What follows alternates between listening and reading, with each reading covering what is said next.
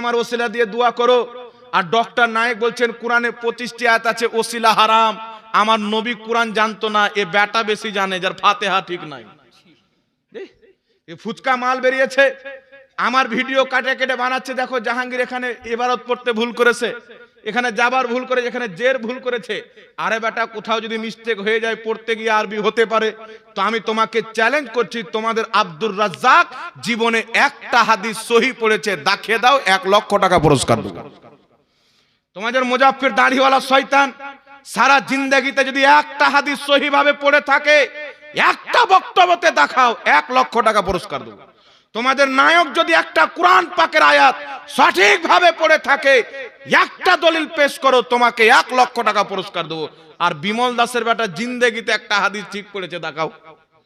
তো তোমরা যাকে বাপ বানিয়ে রেখেছো, ইমাম বানিয়ে রেখেছো, মুজাদ্দিদ বানিয়ে রেখেছো, এ তো মায়ের পেট থেকে জাহিল জন্ম নিয়েছে, আজ পর্যন্ত জাহিল আছে, সব হাদিস ভুল পড়ছে, ওখানে ব্যথা হয় না। আর জাহাঙ্গীরের কোথাও পড়তে গিয়ে জের যাওয়ার একটু ইদিক উদিক মিস্টেক হয়ে গেছে, দেখছে আমাদের ধান্দা বন্ধ করে দিচ্ছে, আমাদের বাপ দাদার মুখোশ খুলে দিচ্ছে, আমাদের পাটারা খুলে দিচ্ছে। এখন এর বক্তব্য শুনে তো মানুষকে আর গুমরাহ করা যাবে না, তো একে কি করা যায়, কোন রকম করে এর পিছে লাগ, এটা ছাড়া তো আর দ্বিতীয় কোনো অপশন নাই। কিন্তু আপনারা বলেন বাবা, এদের যেইগুলো আকীদা আপনাদের সম্মুখে বয়ান করলাম, প্রত্যেকটা হচ্ছে কুফরি আকীদা এদের মধ্যে ভরা আছে। জান্নাতুল বাকিতে ওয়াহাবি বোর্ড লাগিয়ে রেখেছে, নবী ওলির ওসিলা হচ্ছে শিরক। এরা আপনাকে বলবে যতদিন নবী বেঁচে ছিলেন ততদিন নবীর ওসিলা জায়েজ ছিল, নবী ইন্তিকাল করেছেন, নবীর ওসিলা শিরক হয়ে গেছেন। কিন্তু পৃথিবীর মুসলমান, আমি আপনাকে হাদিস বলে দিচ্ছি, কিতাবটির নাম মাজমাউজ জাওয়াইদ, লেখকের নাম ইমাম হাইসামি রাহমাতুল্লাহ আলাইহি। এই কিতাবে হাদিস লিখেছেন, ইমাম হাকিম হাদিসটিকে সহিহ বলে সমর্থন করেছেন, ইমাম ইবনে হিব্বান হাদিসটিকে সহিহ বলে সমর্থন করেছেন, ইমাম সামহদি আল ওয়াফা বে আখবার দারিল মুস্তাফা কিতাবে হাদিসটিকে সহিহ বলেছেন। রাসূল পাক সাল্লাল্লাহু আলাইহি ওয়াসাল্লাম উনার চাচি আবু তালিবের স্ত্রী হযরতে আলীর মা ইন্তিকাল করলেন, যিনার নাম হলো ফাতেমা বিনতে আসাদ রাদিয়াল্লাহু তাআলা আনহা। তিনাকে দাফন করার পর আমার আপনার নবী দোয়া করছেন। কি দোয়া করছেন লক্ষ্য করেন, আল্লাহর নবী দোয়া করছেন, আল্লাহ তুমি আমার মায়ের মাগফিরাত করো, তার কবরকে প্রশস্ত করো, বেহাক্কে নবিয়্যিকা, তোমার নবী আমার ওসিলায়, ওয়াল আম্বিয়া আল্লাযীনা মিন ক্বাবলি, এবং আমার পূর্বে যত আম্বিয়া কিরাম গত হয়ে গেছেন, ইন্তিকাল করেছেন, চলে গেছেন, তাদের সবারই ওসিলায়। একটু আস্তে সুবহানাল্লাহ হবে না? নবীর ইন্তিকালের পর দোয়া করা যাবে না? আর আমার নবী আদম নবীর ইন্তিকালের পর ওনার ওসিলা দিয়ে দোয়া করছেন, ইব্রাহিম নবীর ইন্তিকালের পর তিনার ওসিলা দিয়ে দোয়া করছেন, প্রত্যেক নবীর ওসিলা দিয়ে দোয়া করছেন। তারা আপনারা চিন্তা করেন, এদের এই আকীদা কোনোদিন সুন্নাত হবে না বিদআত হবে? কথা বলতে হবে। আমলের বিদআত ক্ষমা হতে পারে, আকীদার বিদআত কোনোদিন ক্ষমা হবে না। এদের বিদআত হচ্ছে বিদআতে মুকাফফিরা, যেটা কুফর পর্যন্ত নিয়ে যায়। এদের নামাজ বেকার, রোজা বেকার, হজ বেকার, যাকাত বেকার, এদের কোনো আমল কবুল হবে না। যার কারণ যারা খোদা রাসূলের ব্যাপারে খারাপ আকীদা লালন করবে, কুকুরের ঘ্যাও ঘ্যাওয়ের দাম আছে, এদের ইবাদতের কোনো দাম নাই। শয়তানের 90 কোটি বছর ইবাদত, আদম আলাইহিস সালামকে সেজদা করলো না, ঠিক আছে, কবুল ইবাদত বরবাদ হয়ে গেছে। জান্নাতের ভিতরে ছিল, আল্লাহ বের করে ফেলে দিয়েছেন। কিন্তু পৃথিবীর মুসলমান আল্লাহ মিথ্যা বলতে পারে, নাউজুবিল্লাহ। নবী মরে মাটির সাথে মিশে গেছে, নাউজুবিল্লাহ। নবীর ওসিলা শিরক, নাউজুবিল্লাহ। নবীকে সুপারিশকারী মনে করা শিরক, আস্তাগফিরুল্লাহ। নবী পাক চামার চাইতো নোংরা, নাউজুবিল্লাহ। নবীর সম্মান গ্রামের চৌধুরীর মতন করতে হবে, আস্তাগফিরুল্লাহ। নবীর সম্মান বড় ভাইয়ের মতো করতে হবে। নবীর শরণ আসলে নামাজ হবে না, জেনার শরণ আসলে নামাজ হবে। এতগুলি বিদাতি আকীদা থাকার পর আমাদেরকে বলছে বিদাতি। কেন বিদাতি ভাই? বলছে তোমরা শাবে বারাতে রোজা রাখো। তো যদি কোনো আহলে হাদিস মায়ের দুধ পান করে থাকে, বিমল দাসের বেটাকে চ্যালেঞ্জ করতেছি, যদি হিম্মত থাকে ফেস টু ফেস মুর্শিদাবাদের মাটিতে নিরপেক্ষ জায়গাতে এক বাপের হালাল সন্তান হয়ে থাকলে ওয়াহাবি জামাতকে নিয়ে এসো, ময়দানে বসো। যদি শাবে বারাতে রোজাকে কোনো মায়ের লাল বিদাত প্রমাণ করতে পারে, 5 লক্ষ টাকা পুরস্কার দেব। আর আমরা যাই যদি প্রমাণ না করতে পারি, জুতোর গলা মালাই দিয়ে যাবো মুসলমান। কোনো বাপের বেটার দম নাই। কালকে দেখবেন ফুচকা ভিডিও বানাবে, ফুচকা, হ্যাঁ জয়ীফ হাদিস, জয়ীফ হাদিস, জয়ীফ হাদিস। তো জয়ীফ হাদিস মানা যাবে কিনা আগে বসো না রে বেটা, হিম্মত কেন হয় না? ফেস টু ফেস বসো, বাদ দাও অনলাইন, বাদ দাও মোবাইল, ফেস টু ফেস বসো। উলমায়ে আহলে সুন্নাত, পশ্চিম বাংলার আকাবির উলমায়ে আহলে সুন্নাত থাকবে। আর তোমাদের যাদেরকে ইমাম মনে করো হাজির করো, প্যান্টে পেশাব যদি করিয়া না ছাড়তে পারি, খোদার কসম বাংলার মাটিতে কোনোদিন ওয়াজ করব না মুসলমান। রেকর্ডিং হচ্ছে, ওয়ান রেকর্ড বলতেছি জি। এরা আপনার ইমানকে নষ্ট করতে আসে, এদের কাজ হচ্ছে চুরি চুরি চলো গোপনে গোপনে। আর সাবে বারাতে রোজা রাখা বিদাত। এ গাধার বেটা গাধাকে বলেন আহলে হাদিসদের কিতাব ফাতাওয়া আহলে হাদিসের মধ্যে তাদের ইমাম আব্দুল্লাহ রুপরি লিখতেছেন শাবে বারাত কা রোজা রাখনা আফজাল है, শাবে বারাতে রোজা রাখা অতি উত্তম কাজ। ওদের মৌলবি লেখা আছে। তাহলে আমাদেরকে যদি বিদাতি বলতে আসে বাবা, ওর বাপটা কোথায় যাবে? তাদের কিতাব ফাতাওয়া হাসারিয়ার মধ্যে লেখা আছে শাবে বারাতে রোজা রাখা জায়েজ আছে, উত্তম কাজ। তাহলে তাদের হাসারিয়া লিখক তার বাবা কোথায় যাবে? ওদের কিতাব থেকে প্রমাণ করব শাবে বারাতও আছে, শাবে বারাতের রোজাও আছে। জোরে বল সুবহানাল্লাহ। যারা খ্রিস্টানদের ধর্ম মানে, ইহুদ ও নাসারা যে আকীদা দিয়েছে ওয়াহাবিদেরকে, এই ইহুদি নাসারার যারা উম্মত হবে তারা হলে সুন্নাত ওয়াল জামাতের মামুলাতকে বিদআত বলে আখ্যায়িত করবে। আর যারা মুস্তাফার উম্মত হবে তাদের জন্য শাবে বারাতে রোজা রাখাও যায়, শাবে বারাতে হালুয়া রুটি খাওয়াও যায়। একটু সুবহানাল্লাহ হবে না? দ্বিতীয় নাম্বার চলেন বাবা, এরা বলতেছে কি মুসলমানের দাওয়াত করা হারাম, বলেছে কি বলেনি? মনে রাখবেন শরীয়তের উসুল হচ্ছে কোন জিনিসকে অতক্ষণ পর্যন্ত হারাম সাব্যস্ত করা যাবে না যতক্ষণ পর্যন্ত কাতঈ সুবুত না হবে। নাসে কাতাই থেকে দলিল লাগবে, কোরআন থেকে বা হাদিস, সহিহ হাদিস থেকে প্রমাণ লাগবে এটা হাদিস হারাম।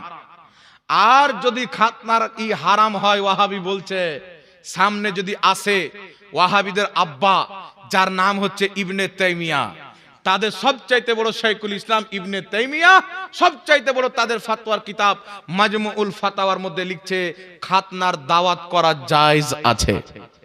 তাহলে ওদের মৌলবি হারামকে জায়েজ বলল, আর শরীয়ত বলছে কোন ব্যক্তি যদি হারামকে হালাল বলে কাফির। তো তাদের উসুল অনুযায়ী ইবনে তাইমিয়া কাফির, আর কাফিরকে যেই ব্যক্তি কাফির না বলবে সেও কাফির। এরা ইবনে তাইমিয়াকে শাইখুল ইসলাম বলে, কাফির বলে না। এরা মুসলমান হবে না কাফির হবে? কথা বলেন। বিচ্ছি টিপে দুধ বের করে দেবো যতটা মায়ের পান করেছে, জি কলসা চিপে দুধ বের করে দেবো। মানুষকে বোকা বানানোর জায়গা পাচ্ছে না, ভুং ভাং বলে এটা হারাম, এটা না জায়েজ। আর কিছু দাড়ি টুপিওয়ালা শয়তান বেরিয়েছে, শয়তান এখন বসে আরাম করছে, ওদের কাজে এই হারাম খোররাই চালাচ্ছে, বুঝতে পারছেন? এক জায়গাতে একটা ফোন করেছে আমাকে, মুর্শিদাবাদ হরিহার পাড়ার মাটিতে একটা লোক ফোন করে বলছে হুজুর এক্ষুনি আমাদের কবরস্থানে ঝামেলা হলো। কি ঝামেলা? একটা লোক বলছে মিনহা খলাকনাকুম বলে মাটি দেওয়া শিরক। কে বলছে? বলছে আহলে হাদিসের একজন মৌলবি বলছে। কি যুক্তি দিচ্ছে? আল্লাহ বলছেন মিনহা খলাকনাকুম ওয়া ফিহা নুঈদুকুম ওয়া মিনহা নুখরিজুকুম তারাতান উখরা। আমি তোমাকে এই মাটি থেকে সৃষ্টি করেছি, এই মাটিতে আসতে হলো, আবার এই মাটি থেকে তোমাকে উঠাবো। এটা তো আল্লাহ বলেছেন, আর কবরে তুমি বলছো যে আমি তোমাকে সৃষ্টি করেছি, তো শিরক হলো না? এবার কিছু সাধারণ লোক মনে করছে আসলে তো এটা তো আমি বলছি। আপনারা বলেন বাবা, ওয়াহাবিরা যখন মাদ্রাসায় কোরআন পড়েতে এই আয়াতটা বাদ দিয়ে পড়ে? জি, যখন খতম তারাবি করে তো এই আয়াতটা বাদ দিয়ে খতম করে। তো যে ইমাম সাহেব খতম করছে মিনহা খলাকনাকুম ওয়া ফিহা নুঈদুকুম, মুসাল্লিরাকে বলছে যে তোমাকে এই মাটিতে সৃষ্টি করে, তো ইমাম নিজে বললো না আল্লাহর বক্তব্য উচ্চারণ করলো? কথা বলেন। মাদ্রাসায় পড়লো আল্লাহর কথা উচ্চারণ করলো না? কি বলেন? কবরস্থানে মাদ্রাসায় পড়লো তো আল্লাহর কথা উচ্চারণ করলো, মসজিদে নামাজের মধ্যে পড়লো তো আল্লাহর কথা উচ্চারণ করলো। আর এটাই যদি কবরস্থানে পড়ে তো নিজে আল্লাহ হয়ে গেল। ওয়াহাবির গালে জুতা মারে কি মারে না? বিনা মদ খেয়েই মাতা, এত বড় শয়তান। আর যদি শিরক হয়, ওয়াহাবিদেরকে চ্যালেঞ্জ করি বেটা বসো, তোমাদেরকে মুশরিক যদি প্রমাণ না করি বাংলার মাটিতে খোদার কসম মুখ দেখাবো। একবার বসে যাও সবাই মিলে গচ্ছিত হয়ে, দুধ কা দুধ পানি কা পানি হয়ে যায়।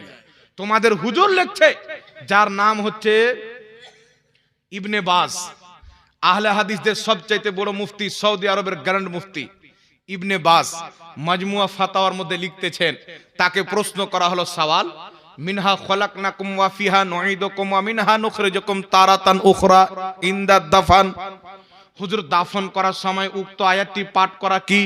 তো ওয়াহাবিদের সবচেয়ে বড় মৌলবি ইবনে বাজ বলছেন হাদা সুন্নাতুন, এটা পড়ে মাটি দেওয়া সুন্নাত। সুবহানাল্লাহ। হবে না? বলছে এই দোয়া পাঠ করে মাটি দেওয়া সুন্নাত। এর সাথে আরেকটা জিনিস অ্যাড করতে বলেছেন, বিসমিল্লাহ ওয়া আলা মিল্লাতি রাসূলিল্লাহ, এটাও অ্যাড করে পড়বে, এটা সুন্নাত। তাহলে এটা শিরিক এরা বলছে, আর ওদের বড় মুফতি বলছে সুন্নাত। তো শিরিককে সুন্নাত বলে ইবনে বাজ মুসলমান আছে না কাফির হয়ে গেছে? কে যদি শিরিক হচ্ছে সবচাইতে বড় গুনাহ, তো শিরিককে কে সুন্নাত বললো? ওদের মৌলবি। আর শুধু একটা মৌলবি নয়, দ্বিতীয় নাম্বার চলে আসে আহলে হাদিসদের মৌলবি, যার নাম হচ্ছে কাজী শওকানি। নাইনুল আওতারের 7তম খণ্ডের মধ্যে লিখছে, আমার কাছে কিতাব আছে, লিখতেছেন আমাদের উলামায়ে কেরামগণ মিনহা খলাকনাকুম এই আয়াতটিকে দোয়া হিসাবে পাঠ করে মাটি দেওয়াকে মুস্তাহাব বলেছেন। সুবহানাল্লাহ। তাহলে এও শিরককে মুস্তাহাব বললো, তো কাজী শওকানিও কাফির হয়ে গেল, আর ইবনে বাজও কাফির হয়ে গেল তাদের যুক্তি অনুযায়ী। আর এদেরকে যারা বড় মুফতি মনে করে ও আবার মুসলমান হবে? কাফিরকে মুসলমান বলাও কুফরি। এই জন্য পৃথিবীর মুসলমান এরা জাতিকে গোমরাহ করতে চায়, পথভ্রষ্ট করে মানুষের মধ্যে সন্দেহ ভরে দিয়ে মানুষের ঈমানকে টলমল এলোমেলো করতে চায়, যাতে এরা কোনোদিন রুহানি শক্তি আল্লাহর কাছ থেকে না পেতে পারে।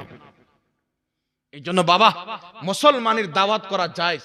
ইমাম নববী রাহমাতুল্লাহ আলাইহি রেকর্ডিং করেন, যদি কোনো ওয়াহাবি প্রমাণ করে দেয় যেই কিতাব বলছে ওই কিতাবে নাই, খোদার কসম জুতোর গলা মালাই দেব। ইমাম নববী রাহমাতুল্লাহ আলাইহি মুসলিম শরীফের সারার মধ্যে লিখছেন, খাতনা উপলক্ষে মানুষকে দাওয়াত দেওয়া ইসলামে জায়েজ আছে। তারপরে চলে আসেন আল ফিকহ আলা মাযাহিবিল আরবাআ, মিশর থেকে প্রকাশিত। এই কিতাবের মধ্যে লেখা আছে হানাফি, শাফি, মালিকি, হাম্বলি চারো মাযহাবের নিকটে ছেলে পিলের খাতনাতে দাওয়াত দিয়ে মানুষকে খাওয়া দাওয়া করানো জায়েজ আছে। তারপর আগে চলেন ইমাম ইবনে কুদামা, আজ থেকে 12-13 কম বেশি 1200 বছর পূর্বের ইমাম আল মুগনি কিতাবের 5ম খণ্ডের মধ্যে লিখতেছেন, খাতনা উপলক্ষে মানুষকে দাওয়াত দিয়ে খাওয়া দাওয়া করানো মুস্তাহাব সওয়াবের কাজ। শুধু তাই নয়, ওয়াহাবিদের ইমাম ইবনে তাইমিয়া মাজমুল ফাতাওয়াতে লিখছেন, খাতনা উপলক্ষে দাওয়াত দেওয়া খাওয়া দাওয়া করা যায়। আর শুধু তাই নয়, পৃথিবীর মুসলমান ওয়াহাবিদের সৌদি আরবে যে ফতোয়ার বোর্ড আছে, সেই বোর্ডের ফতোয়া হচ্ছে মুসলমান ছেলে পিলের খাতনা উপলক্ষে আত্মীয় স্বজনকে দাওয়াত দিয়ে খাওয়া দাওয়া করানো এটা জায়েজ আছে। তাহলে আপনারা বলেন, এতগুলো মুহাদ্দিস কুরআন হাদিস বুঝতো না, আর বিমল দাসের বেজন্মা বেটা বেশি বুঝে গেল? কলকাতার দাড়িওয়ালা শয়তান বেশি বুঝে গেল? একবার ওকে বসিয়ে দেন, একটা হাদিসকে পুঁজি বানায়। একজন সাহাবীকে দাওয়াত দিতে গেল, সাহাবী বলছেন আমরা নবী পাকের যুগে খাতনার দাওয়াত গ্রহণ করতাম না, কিন্তু ইমাম বুখারী আদাবুল মুফরাদের মধ্যে লিখেছেন যে আব্দুল্লাহ রাদিয়াল্লাহু তাআলা আনহু হযরতে সালিম সহ আরেকজনের খাতনা দেওয়ার মুসলমানি দেওয়ার অনুমতি দিলেন, তো তিনি বললেন সাথে সাথে একটা ছাগল জবাই করে মানুষকে খাইয়ে দাও। এই হাদিসের সনদ হাসান। আলবানী সহিহ বলে চিটারি করেছে, এই হাদিসের সনদ হচ্ছে হাসান। আর নবী পাক বলেছেন তোমরা মুসলমানের দাওয়াত কবুল করবে, এই দাওয়াত কবুল করা হচ্ছে নবী পাকের সুন্নাত। এর পক্ষে সহিহ হাদিস রয়েছেন, সেটা ওয়ালিমার দাওয়াত হোক, মুসলমানের দাওয়াত হোক, জালসার দাওয়াত হোক, এই দাওয়াত কবুল করা নবী মুস্তাফার হাদিস দ্বারা প্রমাণিত। জোরে বলো সুবহানাল্লাহ। আর একটা বর্ধমানের দিকে পেটলা মৌলবি বেরিয়েছে, এ কিছুই জানে না। আমাকে বলছে ঝাড়খণ্ডে একটা মুক্তি বেরিয়েছে জেহাঙ্গীর, জেহাঙ্গীর হারামখোর আমার বাপকে গালি দিয়েছে। ও বলছে ও হারামখোর বলে এটা গালি নয়, এটা ওর তসবিহ। হ্যাঁ, ও বলছে যে হারামখোর জাহাঙ্গীর, এটা তসবিহ, গালি নয়। আর বলছে আমার বাপকে গালি দিয়েছে। তো দুই বাপটা একবার বসো, মুসলমানের খানা তোমাকে খাও, তোমার বাপকেও খাও। বলছে ছেলে পিলে যে খাতনা দেয়, যে চামড়া কাটে, ওটাও যদি মাংসতে মিশিয়ে দেয় টেস্ট বেড়ে যাবে। আচ্ছা বলেন তো বাবা, ও বেটা কি করে জানলো? হ্যাঁ, এই জন্য ওর প্যাট আর প্যাট নাই, ভারতবর্ষের ইন্ডিয়া গেট হয়ে গেছে। ওদের কিতাব, ও হচ্ছে দেওবন্দি, আহলে হাদিসের সঙ্গে ট্যাং মিলিয়ে থাকে জালসা পাওয়ার জন্য। দেখবেন আহলে হাদিসরা দেওবন্দিদেরকে কাফির মনে করে, মুশরিক মনে করে, আর এ ওদের পাও চাটে জালসা করার জন্য। যে জালসা পাবো এই জন্য এদের পা চেটে বাড়ায়। আর আমাদেরকে বলে কবর পূজারি, মাজার পূজারি, এক বাপের সন্তান যদি হয়ে থাকো, একবার বসো না আমার সাথে, বসো একবার, অনলাইনে তোমার সাথে বসবো, যাও। আমাদেরকে কবর পূজারী কোন মায়ের লাল প্রমাণ করতে পারবে না। আর যদি প্রমাণ করতে আসো, তোমাদের কিতাব থেকে তোমাদের কি কবর পূজারী প্রমাণ করে পাঠাবে। জি, আশরাফ আলী থানভী তাদের মুজাদ্দিদ হেকায়াতে আউলিয়া কিতাবের মধ্যে লিখছে, দেওবন্দ মাদ্রাসায় দুজন ব্যক্তির ঝগড়া হলো, আর কাসিম নানতাবি নিজের কবর থেকে সহশরীরে বেরিয়ে এসে মীমাংসা করে আবার কবরে চলে গেল। নবী মরে মাটির সাথে মিশে গেছে, আর এদের মৌলবী সহশরীরে এসে মীমাংসা করে আবার কবরে চলে গেছেন, জিন্দা আছেন। এদের আকীদাতে জুতা মারে কি মারে না? এই জন্য আপনাদেরকে বলি বাবা, এরা কোন অ্যাঙ্গেল থেকে মুসলমান নয়। এরা তবলিগি জামাত চালু করেছে, নামাজ দেখিয়ে মানুষকে গুমরাহ করো। এরা আরো কিছু চালু করেছে, মাদ্রাসা দেখিয়ে গুমরাহ করো, ইজতেমা দেখিয়ে গুমরাহ করো। পৃথিবীর মুসলমান যারা আল্লাহ আল্লাহ রাসূলের বেয়াদবি করেছে, যদি পুরো পৃথিবীর মানুষ তার পক্ষে চলে যায়, পৃথিবীর সমস্ত মানুষ গুমরাহ হবে, মুসলমান থাকবে না। কারণ নবীর বেয়াদব কোনদিন মুসলমান হতে পারে না। ইমাম কাজী আয়াজ রাহমাতুল্লাহ আলাইহি আশ-শিফা কিতাবে লিখছেন, কেউ যদি নবীর জুতোকে জুতুয়া বলে কাফির হয়ে যাবে। নবীর জুতা মুবারকের বেয়াদবি করলে কাফির, চুল মুবারকের বেয়াদবি করলে কাফির। তাহলে যারা আল্লাহকে মিথ্যাবাদী বলেছে, রাসূলুল্লাহ এরকম নানা রকম বেয়াদবি করেছে, এরা আবার মুসলমান হবে বাবা? কথা বলেন। আবার এ বলবে যে সবাইকে কাফির বলছে, যে কুফরি করেছে সে কাফির। তো আশরাফ আলী থানভী লিখেছে, নবীর মতন জ্ঞান পশু পাখিকে আছে, সে কাফির।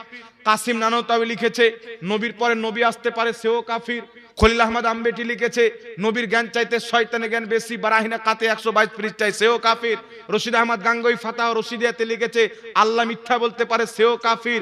আর তোমরা যারা এদেরকে নিজের বাপ মনে করো, তারা কি হবে? ওদের এইগুলো আকীদাকে জেনে বুঝে যারা এদেরকে মুসলমান মনে করবে, তারাও কাফির।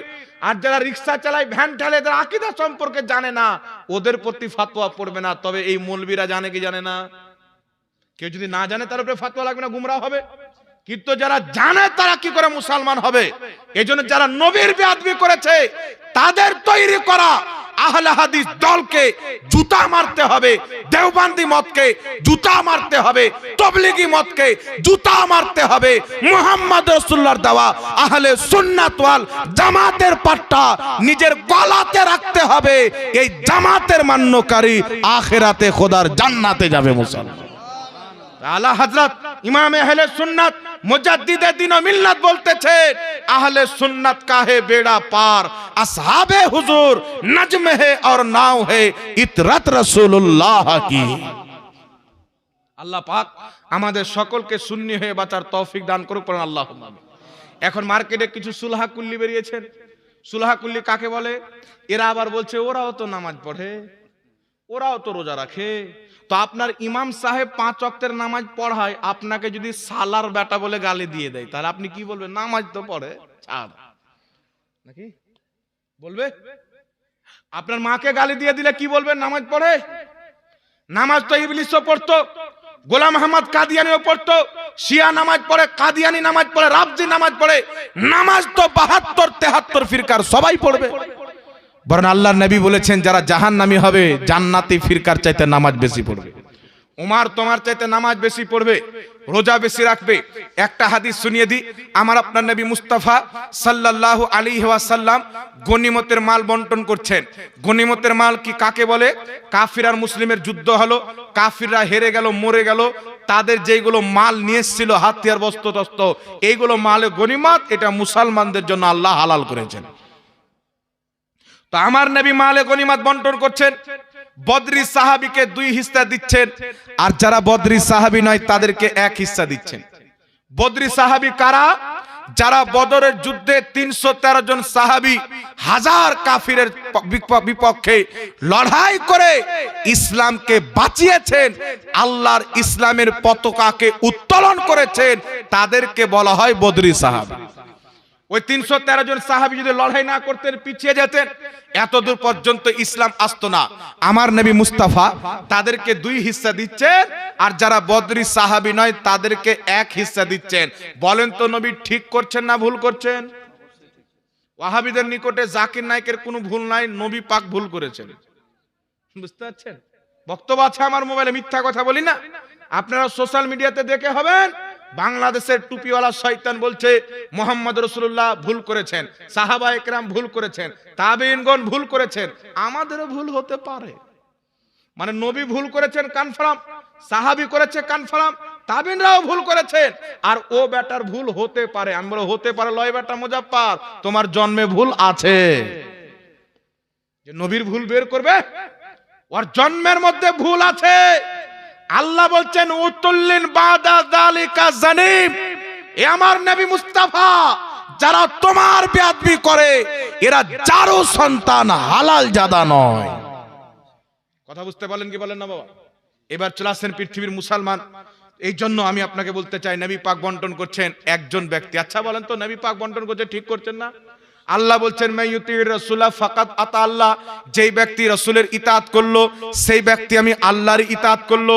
আমার নবী মুস্তাফা হিজরত করে মক্কা থেকে মদিনাতে যাবেন, রাসূলের পাকের ঘর 40 জন কাফির ঘিরে আছেন। যেমনই মুহাম্মদ রাসূলুল্লাহ বের হবে, হত্যা করে দাও, কতল করে দাও, শহীদ করে দাও। আমার নবী মুস্তাফা হাতে কিছু পাথর কাকর নিয়ে কাফিরের দিকে চালিয়ে দিলেন, তাদের সামনে দিয়ে চলে আসলেন, তারা বুঝতেই পারলো না। তো আল্লাহ পাক কোরআনে বলছেন হাবিব, হিজরতের রাতে কাফিরের দিকে তুমি যেই পাথর নিক্ষেপ করেছিলে ওটা তুমি করনি, আমি আল্লাহ নিক্ষেপ করেছিলাম। পাথর ফেলছেন নবী, আল্লাহ বলছেন আমি ফেলেছি। ইতাআত হচ্ছে নবীর, আল্লাহ বলছেন আমার ইতাআত হচ্ছে। নবীর খিদমত হচ্ছে, আল্লাহ বলছেন আমার নামাজ হচ্ছে। তো বুঝা গেল নবীর পাথর ফেলা আল্লাহর পাথর ফেলা, নবীর বন্টন করা আমার খোদার বন্টন করা। রাসূল পাক বন্টন করছেন। বদরি সাহাবীকে 2 হিস্সা, যারা বদরি নয় তাদেরকে 1 হিস্সা। একজন ব্যক্তি বলছে যার নাম হলো জুলখয়সরা, লম্বা লম্বা দাড়ি, পায়জামা একবারে এইরকম করে উঠিয়া পড়ে, বুঝতে পারছেন? সামনে যদি বন্যা হয়ে যায় তার চালার দরকার নাই, অতি কাজ হয়ে যাবে। কপালে নামাজের ঘাটা, এক রাত্রে মুহাদ্দিসিনে কেরাম বলছেন 300 রাকাত নফলি নামাজ পড়তো। ওর পাগুলো শুরু হয়ে গেছিল ইবাদত করার কারণে সারা সারা রাত। এই লোকটা বলছেন ইয়া রাসূলুল্লাহ ইত্তাকিল্লাহ, হে আল্লাহর রাসূল ইনসাফ করেন, আল্লাহকে ভয় করেন। মানে এর নিকটে নবী বদরি সাহাবীকে 2 হিস্সা দিচ্ছেন, অন্য সাহাবীকে 1 হিস্সা দিচ্ছেন। তো এর নিকটে নবী বেইনসাফি করছেন, নাউজুবিল্লাহ বলেন। এত নামাজ পড়তো, সলিমউদ্দিন কলিমউদ্দিনের পিছনে নয়, মুহাম্মদ রাসূলুল্লাহর পিছনে নামাজ পড়তো। নবী পাকের সঙ্গে হয়ে যুদ্ধের ময়দানে অংশগ্রহণ করত, রাসূলুল্লাহর সঙ্গে কাবার তাওয়াফ করে হজ করত, নবী পাকের মজলিসে বসে থাকতো। এই কথা যখন বলল, আল্লাহর নবীর চেহারা রং পরিবর্তন হয়ে গেল। রাসূল বলছেন বদবখত, আমি যদি ইনসাফ না করি কে ইনসাফ করবে? হযরতে ফারুকে আজম আমিরুল মুমিনিন খলিফায়ে দোম হযরতে উমারে ফারুক বলছেন, হুজুর আমাকে অনুমতি দেন, আপনাকে ইনসাফের কথা বলে ওর গর্দান মেরে দেব, গর্দান। আল্লাহর নবীকে যখন উমর ফারুক এই কথা বললেন, ওই জুলখয়সরা নবীর দিকে পোস্টা করে যেতে আরম্ভ করলো। রাসূল পাক বলছেন উমর মারার দরকার নাই, এর নাসাল কিয়ামত পর্যন্ত থাকবে, নামাজ এত পড়বে তার নামাজের সামনে তুমি নিজের নামাজকে হালকা মনে করবে, রোজা এত রাখবে তার রোজার সামনে নিজের রোজাকে হালকা মনে করবে, কুরআন খুব তেলাওয়াত করবে, কুরআন তাদের হলক থেকে নিচে নামবে না। রাসূল পাক বলছেন তারা ইসলাম থেকে এমন ভাবে বেরিয়ে যাবে যেমন তীর কামান থেকে বেরিয়ে, যেমন তীর কামান থেকে বেরিয়ে যায়, ইসলাম থেকে বেরিয়ে যাবে। আপনাকে প্রশ্ন করতে চাই, যে ব্যক্তি নবীর পিছে নামাজ পড়েছে, রাসূলুল্লাহর সঙ্গে নিজের জানের বাজি লাগিয়ে যুদ্ধের ময়দানে অংশগ্রহণ করেছে, আল্লাহর নবীর মজলিসে বসে দ্বীন শিখেছে, এমন ব্যক্তি বলল ইয়া রাসূলুল্লাহ ইনসাফ করেন, উনি তো ইয়া মুহাম্মদ বলেননি, মুহাম্মদ ইবনে আব্দুল্লাহ বলেননি, ইয়া রাসূলুল্লাহ বলেছে। রাসূল মানতো, মানার পরেও বেয়াদবি করেছে, আল্লাহ তাকে কাফের বানিয়ে দিয়েছে। মুসলমান তাকে নামাজ যতই থাক, যার পিছে নামাজ পড়ুক, মুহাম্মদ রাসূলুল্লাহর পিছে নামাজ পড়ে যুদ্ধের ময়দানে অংশগ্রহণ করে